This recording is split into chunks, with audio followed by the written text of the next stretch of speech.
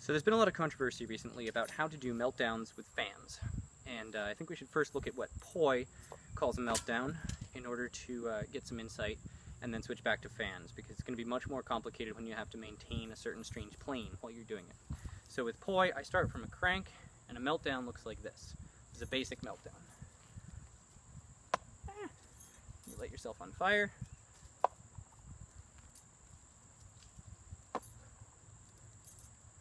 Alright, so that's what it looks like with Poi. If I show you with one Poi, it's going to come down past your legs and back, here. It's going to do a full rotation on the front side of your body, full rotation, and then it's going to return high on the back. Pass low in front, do a full rotation behind you, full rotation, pass high in front. So with one Poi, it looks like this.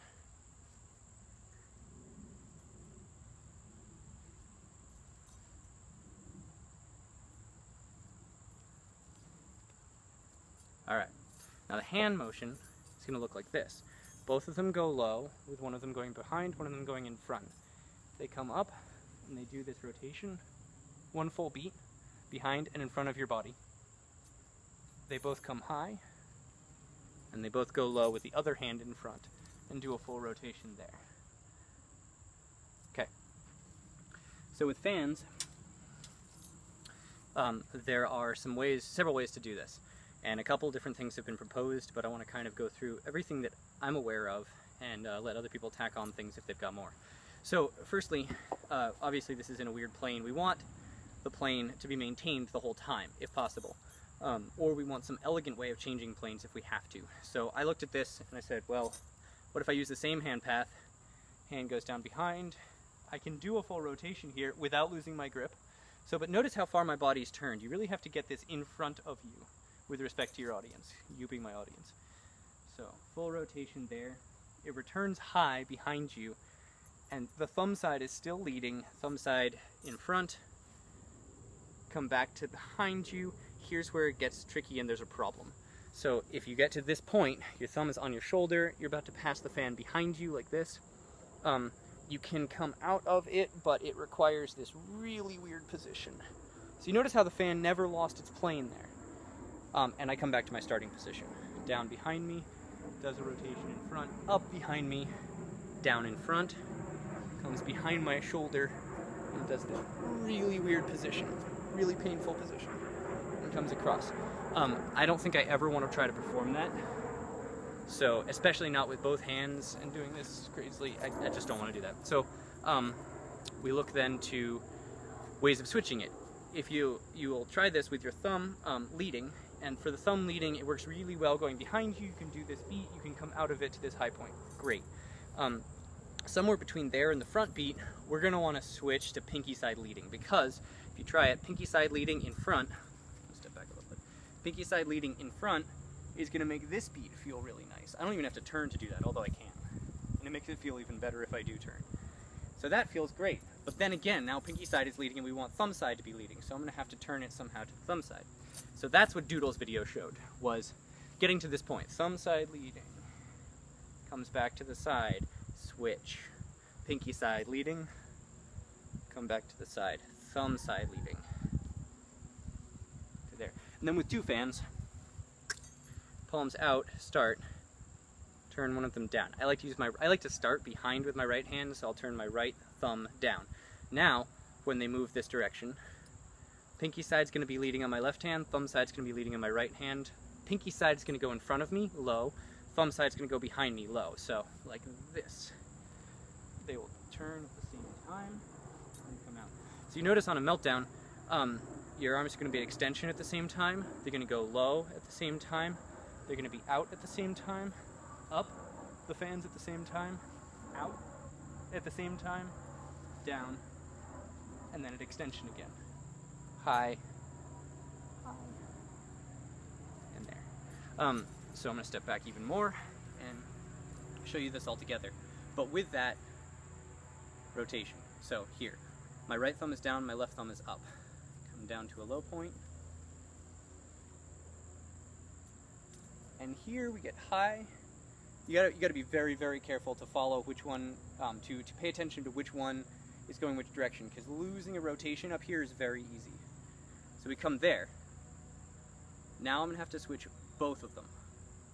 So because both of them are gonna have that switch in the middle of them. And now thumb side is leading on my left hand, pinky side is leading on my right hand, and I can do the second half of it, with the pinky side leading low in front.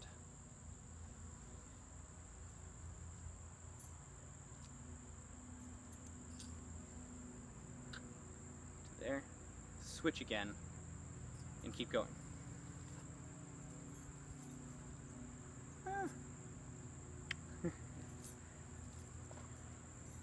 So what's interesting about that, or what I don't like about it, is that there's this point out here at extension where you like very conscientiously switch them. Switch them. Switch them. And I really don't like the way that that looks, where you come to a beat and you're like, okay, so I can't continue the move as I'm doing it, I'm going to switch them now. Instead, I like to switch them across the entire rotation. So thumb side and back, do a beat. Thumb side is pointing, we're still following the thumb side, but by the time we arrive, thumb side is still leading, but by the time we arrive at the other side, pinky side is leading. Pinky side starts out leading, by the time we arrive at the other side, thumb side is leading. So I'll slow that down. What I'm doing is, thumb side leads, I'm just spreading out this turn across the entire rotation, so that by the time I arrive at extension, it has turned. Pinky side leading, there. There's almost an opportunity to come up to there, do it as an isolation, and come back down. And that will look like this if we put it all together with two hands, and this is not fully practiced yet.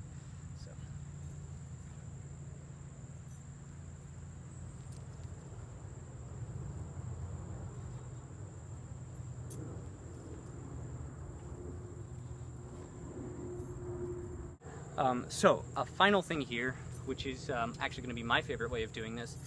For those of you that know my style with fans, I really like tosses, especially no-beat tosses. And so I'm going to try to do this with no-beat tosses.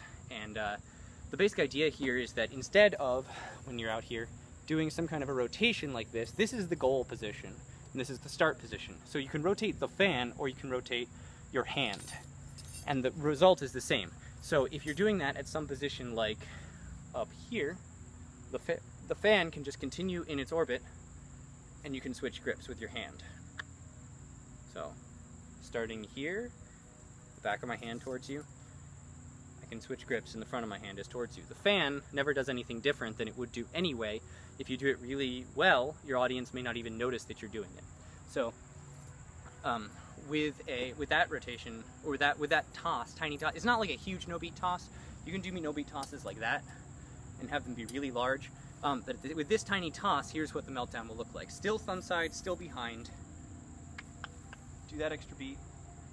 Come up behind, and as it's at the upper point, you barely need to let go of the fan. You can basically just keep it on your hand here for as long as you need in order to switch the grip. Switch the grip, and come back down. So now pinky side is leading. So behind me, thumb side, pinky side, switch again here, thumb side, pinky side.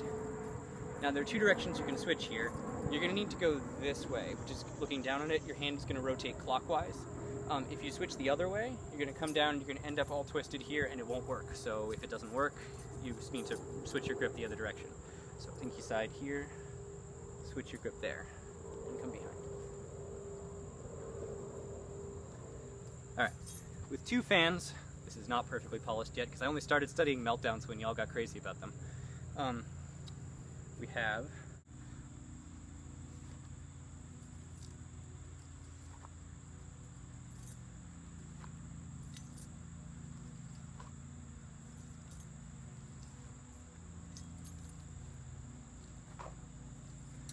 one last thing to think about there is that when you're using a no-beat toss like that, as I pointed out, it can basically sit on your hand. And I have a kind of an inkling that this can be turned into a contact move if you wish, with that fan traveling on your palm. So it's going to come still thumb side behind, do this beat, and then when you push it up behind you, turn here. So, do this beat behind you, to the front side of your body. When you push it up here, let go of it, and it can travel on your palm there. I don't know if you guys can see that, but it's traveling on my palm. So it's going to travel on your palm all the way to the other side, and in the process of that, change that grip. So it'll travel on the palm, and you change the grip. Now you're leading with your pinky. All the way to there. So if you can get that, and then pinky to here, the same thing going backward.